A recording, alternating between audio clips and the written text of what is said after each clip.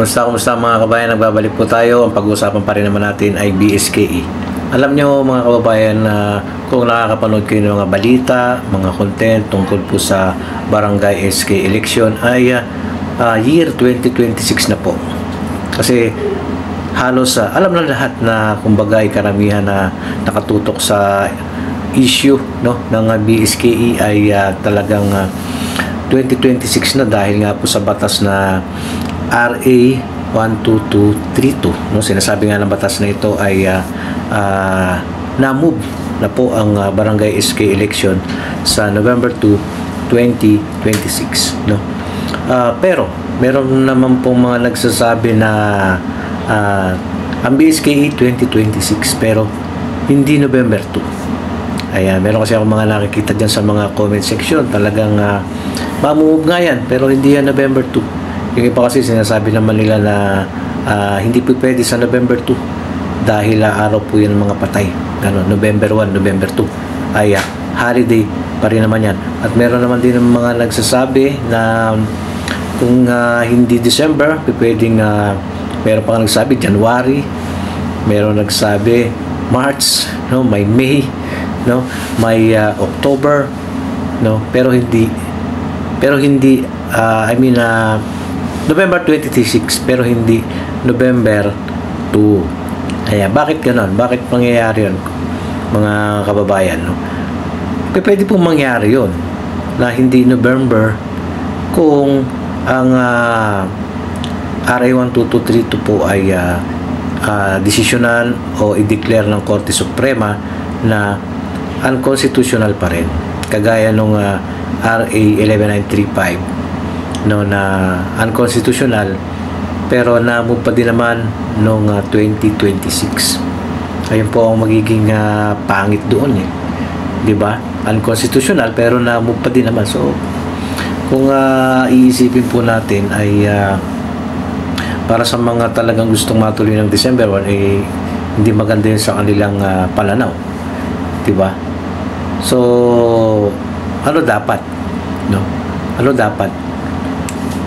Kung ako naman tatanungin nyo mga kababayan, sana maituring na lang po na constitutional nang sa ganun ay mas kapanipaniwala, mas kapanipaniwala na naurong dahil ang sinunod ay yung batas, yung RA 12232 nga. Kaysa naman naurong pero kinapos ng oras ang Korte Suprema. Pangit pong pakinggan yun. At kung magiging unconstitutional yan pero naurong din naman, alam niyo ba kung sino ang makikinabang lang nitong mga kababayan? Siyempre si Atty. Macalintal lang kasi siya po yung nagpetisyon kumbaga na ipanalo niya ulit yung kaso pero naurong din naman. So ano pong saysay nun para sa mga gustong bumoto, gustong mai-practice yung kanilang karapatan na bumoto, pumili ng kanilang mga gustong barangay officials na sana ay sa December 1. Diba? So, walang kapakinabangan yun sa mga botante. Ang may kapakinabangan lang doon yung nagpetisyon. So, anong mapapala? Diba? Wala rin naman. So, sana nga, lagi natin inuulit-ulit na dapat ito maging constitutional na ito. Kasi kung mauulit lang din naman, mga kababayan, yung unconstitutional na yan, katulad ng nakaraan,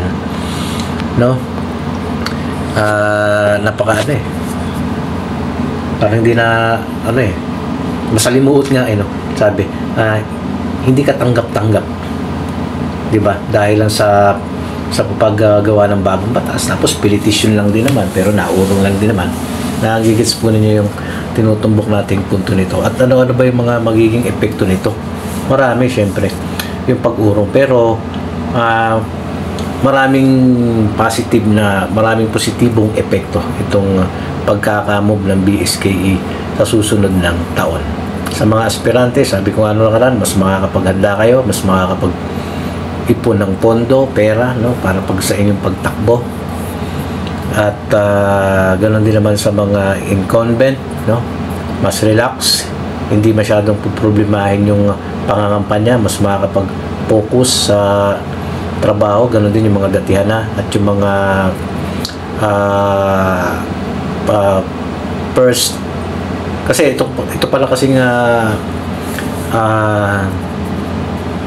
RA 12232 na ito, syempre may epekto yan sa mga incumbent na at yung mga datihan na, no? Kasi sabi dun sa batas na yan, kapag ikaw daw ay nakatatlong termino na, no, hindi ka na pwede ulit tumakbo. Ganun ang mangyayari doon. Kung ikaw ay nakaunang termino na, pero ka pang dalawang termino. Ibig sabihin nun, pero ka pang 8 years kung maipapanalo mo pa yung dalawang BSKE. Kasi, no, at kung ikaw ay nakapangalawang termino na, meron ka pang isang pag-asa na isang 4 na taon. No? So, kasi hindi po siya back to zero. Hindi po back to zero eh. Itong RA 12232, back to zero lamang ito kung tatakbo ka sa ibang posisyon. No, halimbawa, barangay captain ka. Hindi ka na pwedeng tumakbo sa barangay captain ulit kung nakatatlo ka na.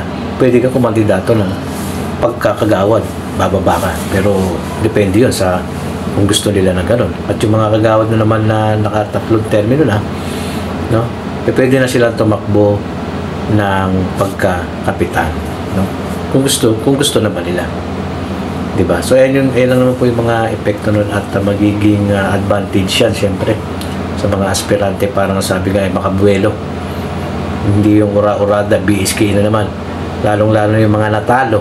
Ayan, yung mga natalo nung 2023, siyempre gigil na manalo yan. Gusto nilang talunin yung nakaupo doon eh, sa kanilang barangay, no? Kung kapos ka sa panahon, kasi 2023 nag-BSK, tapos halimbawa lang 2025 BSK, alanganin yung 2 years mo, di ba? Kailangan na yung gamitin mo yung isang taon pa na pagkakataon mong makabuelo ka para kumbaga may pag-asa kang makapagpapogi, sabi nga nila. At malaki yung chance ng mga aspirant na baka sa 2026 marami nang maging bagong aspirant, ay may na bagong incumbent, di ba? Ayan. So ayan yung update natin ngayon. Ang pinag-uusapan na ulit natin ay ang pinag-uusapan na ngayon lahat balita ay PSKE 2026. Wala na pong 2025. Unti-unti na ang nabubura. Kumbaga naitatapik lang natin kasi marami pa rin hindi makatanggap no? Nakikita ko sa mga comment section, di pa nila tanggap. Meron pa nagsasabi na kailangan Boy Scout tayo, baka biglang pag BSKE sa December 1. Mali na po yun. Huwag na po kayo umasa kasi kung may BSKE ng December 1, dapat nagbigay na ng schedule ng filing of COC nitong October 1 to 7. Kaso wala na nga terminated na nga yung filing of COC. Natural, wala pong BSK ng December 1. So, basic lang naman po di ba? Common sense lang naman. Ang magiging calendar of activity, sabi ng COMELEC, ay sa susunod ng taon. Yan na yung ating inaantay. At nung nakarang araw, nagsimula na nga din yung pag-print ng official ballots para sa BSK 2026. Di ba? Inagahan ng COMELEC. Yung preparasyon na yun para mas kung magkakaroon ng aberya, mas maagapan nila. So, BSK 2026 po tayo. Yan na po yung ating pinag-uusapan ngayon. Kaya sa mga bago sa ating channel, pa-subscribe po, pa-share ng video din. Tapos, bigay kayo ng opinion dyan, comment kayo.